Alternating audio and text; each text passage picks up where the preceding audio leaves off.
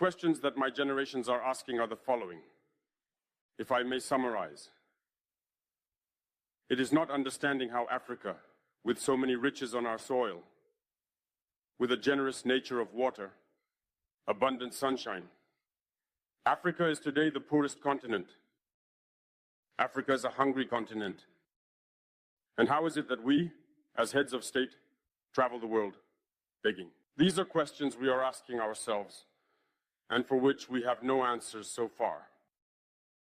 We have the opportunity to forge new relationships, and I hope these relationships can be the best to provide a better future for our peoples.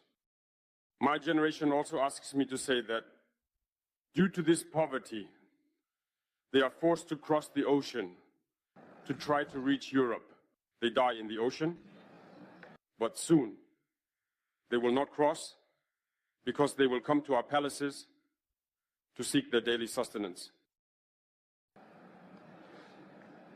As for Burkina Faso, today we have been facing for more than 8 years the most barbaric, the most violent form of neocolonialism, of imperialism.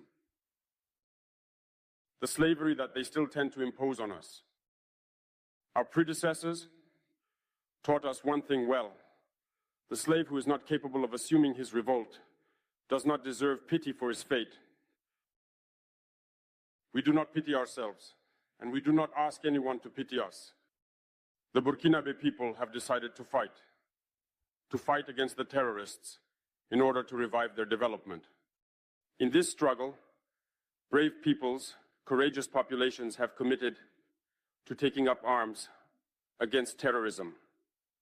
Those whom we have affectionately called the VDP, the volunteers. We are surprised to see the imperialists label these VDP as militias and all sorts of things. It's disappointing because in Europe, when people take up arms to defend their homeland, they are called patriots. Our grandfathers were deported to save Europe. It was not with their consent, against their will. And well, upon their return, we remember well that in Tiaroye, when they wanted to claim their basic rights, they were massacred. So it doesn't matter then. When we, the people, decide to defend ourselves, we are labeled as a militia. But that is not the problem.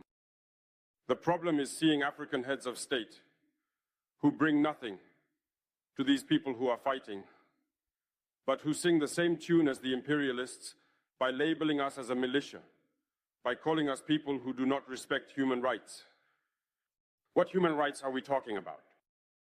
We are outraged by this, and it is shameful. We, African heads of state, must stop behaving like puppets that dance every time the imperialists pull the strings.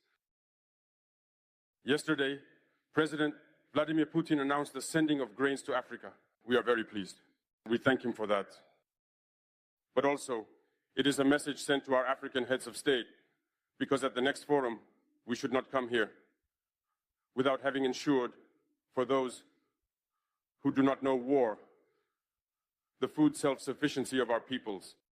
We must learn from the experience of those who have already achieved this in Africa, build good relationships here, and foster better relations with the Russian Federation to meet the needs of our populations. I may not be long, the allotted time is very short. We are obliged to stop at some point, but I would like to conclude by saying that we must pay tribute to our peoples who are fighting.